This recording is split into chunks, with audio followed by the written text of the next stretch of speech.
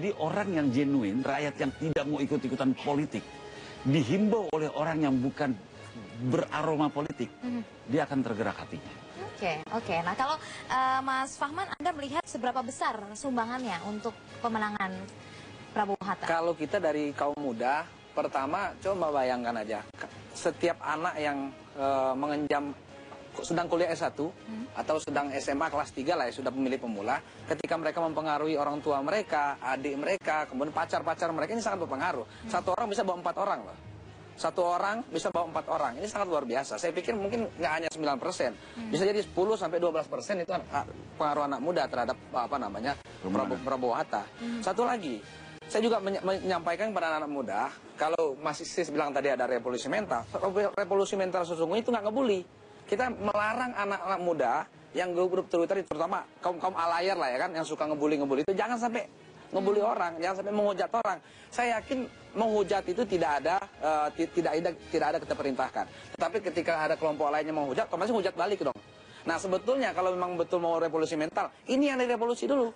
Stop bully, stop menghujat. Apa yang sudah diungkapkan kepada teman-teman muda yang mendukung Prabowo Hatta untuk jangan tanggapi atau malah jangan-jangan ikutan panas? Yang pertama kita nggak panas. Pertama kita hanya mempromosikan, bahkan kita sengaja memanas-manasi dengan menunjukkan kehebatan Prabowo. Luar biasanya Prabowo, seorang yang top. Itu aja bagaimana kalau dengan Mas Sis NS, bagaimana untuk mendorong teman-teman ini tidak terbawa suasana yang panas tapi tetap tenang saja? Saya melihat nggak usah diimbau lagi, mereka tenang semua kok. Sudah saya dewasa lihat, dalam berpolitik, saya lihat dalam sosial media maupun dalam kelakuan sehari-hari. Karena yang mendukung Prabowo Hatta teman saya, yang mendukung Jokowi JK juga teman saya. Kita juga temenan ya Mas. Pergaulan semuanya. Saya nggak tahu di luar komunitas kita, saya nggak tahu. Tapi dengan adanya revolusi mental itu adalah salah satu daya tarik saya. Kenapa saya mau mendukung Jokowi? Itu menurut saya jangan melihat kata revolusinya. Revolusi kayaknya serem. Tapi revolusi itu soft ya, soft revolution seharusnya. Mental bangsa ini memang harus diubah, harus direvolusi. Cuma bukan rakyat yang direvolusi. Yang saya lihat yang mentalnya rusak ini para petinggi. Kalau petingginya mentalnya sudah dibenahi, top down, otomatis bagus. Nah ini dukungan dari relawan itu luar biasa besar karena pasti tentunya ada harapan.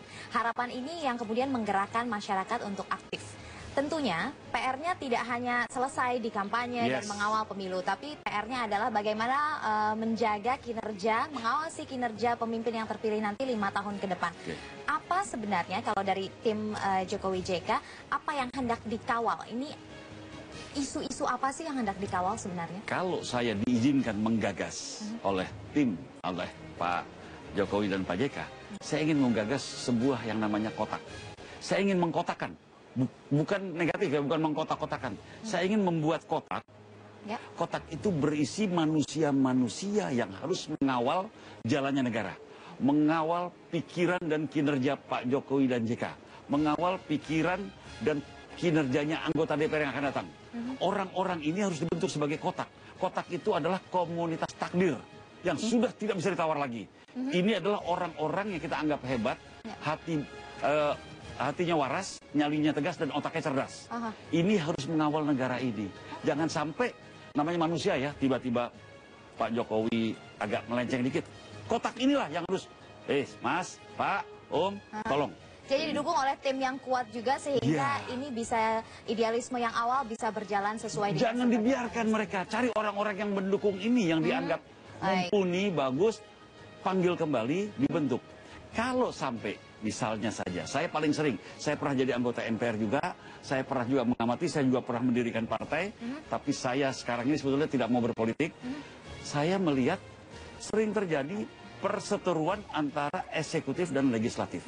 Siapa penengahnya? Harus rakyat. Nah, kotak inilah yang isinya rakyat. Ya, mohon maaf ini singkat saja karena waktunya terbatas sekali. Kalau kita tidak ingin anak muda terkotak-kotak, tapi harus bersatu. Harus bersatu, karena kalau terkotak-kotak, mereka bisa tawuran, bisa perang bully-bully. Tapi harus bersatu, yakin Indonesia akan bangkit, bahwa kita punya beban masa depan.